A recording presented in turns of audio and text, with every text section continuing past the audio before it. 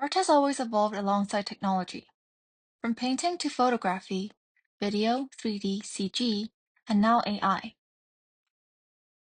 Each technological advancement has expanded the possibilities of artistic expression. Yet when we hear the word evolved, this linear image is often what first comes to our minds. But haven't we looked at the term evolve too linearly? With the emergence of convenient technologies, it may seem natural for all technologies to be replaced. However, such modernist thinking limits artistic possibilities. The history of art is not a linear sequence of progress, but rather a web of interactions. Artist and art historian Julian Adolph presents a new perspective on how we should define the evolution of art. This diagram visualizes how artistic development is not a straight line, but a network of interwoven influences where different movements and ideas continuously interact and shape one another. Understanding this diverse web of mutual influence is the key to truly comprehend the nature of artistic progress. Some artists recognize this early on and embrace past technologies or surpass contemporary technologies by combining them. Now, let's take a closer look at these artists. First, we have Christopher Nolan, the renowned director of Inception. To enhance the realism of his films, Nolan chooses to shoot on film cameras instead of digital ones. Compared to digital cameras, film cameras are more expensive, do not allow playbacks, and are easily affected by environmental conditions. Despite these downsides, Nolan prefers film for its richer visual texture, greater depth, and immersive cinematic experience. He states that film is the best analogy for the way the eye sees. To him, film cameras are a distinct technology from digital cameras that has its own strength, that is the sense of realism that digital cameras cannot replicate. One of his most famous works is the rotating hallway scene in Inception. In this particular scene, the hallway rotates 360 degrees. To achieve such effect, Nolan chooses to use practical effects as he uses a film camera to capture a full hallway set mounted on a gimbal system rather than using CGI.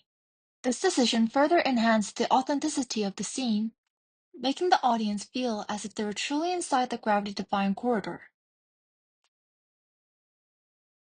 Next, we have Christian McClay, an artist who creatively utilized past technologies, audios, and visuals into his work.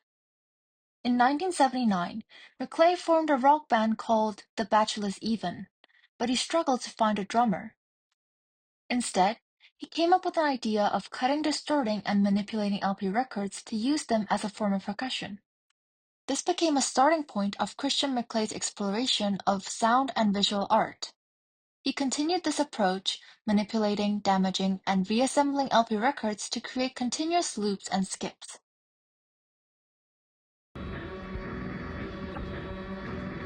McClay's work challenges listeners to reassess their perception of music, revealing the creative potential hidden within unexpected sounds. By utilizing records, McClay produced various sequences of musical fragments such as Record Without a Cover and Up and Out. Record Without a Cover in 1985 was an LP sold without a cover. Over time, scratches and dust would naturally accumulate, becoming a part of the music itself. Another work, Up and Out in 1988, combined visuals of Michelangelo Antonioni's film Blow Up with the audio of Brian De Palma's Blow Out. Through this technique, he explored the effects of synchronization and how audiences instinctively searched for connections between unrelated sound and images.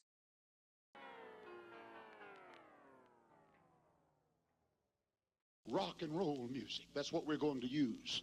Oh, I went home, I read that, and I thought, the music scene. And they're asked the question when thick with marijuana smoke were there. The huge speakers at performers, on the guitars and drums in the streets.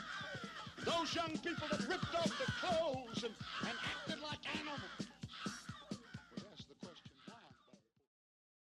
Unlike artists who integrated past technologies into contemporary works, Myron Kruger went a step further, using past technology contemporary at the time to surpass its own limitations. Kruger repurposed video cameras, projectors, early computer terminals, and sensors to develop real-time interactive environments. This allowed users to engage with digital graphics without the need of physical devices like modern VR headsets. His use of CCTV live video processing and early networking services redefined the human-computer interaction, moving beyond the conventional model of a seated man poking at a machine with his fingers. One of his most significant works, Psychic Space, transformed the audience into both performers and spectators. Participants could walk, run, and jump on embedded sensors, triggering interactive responses. Later, Kruger introduced features such as memory playback, which recorded participants' movements and replayed it back to them. And also the maze program, where participants, represented as dots on the screen, had to navigate a generated maze that changed in real time to block their progress. By repurposing existing technologies, Kruger anticipated the key principles of VR and interactive installations decades ahead of his time, providing that past innovations can push the boundaries of technology and artistic expression. We want to end our video with a quote within the essay on the New by Boris Groy. He says, "New is not just being innovative, but by being recognized within the archive of art." New always exists in the relation with the old, and true artistic innovation is not about erasing the past, but redefining it with contemporary contexts. Perhaps the boundaries of time do not exist in art. The future is connected to the past, and the past is connected to the future. As artists, we should not categorize mediums as belonging to the past or the future when creating our work. Instead, we must approach all possibilities with an open mind.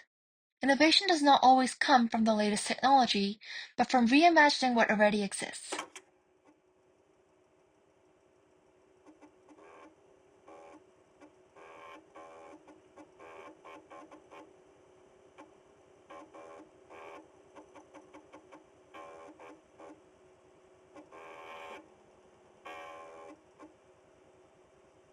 Ready.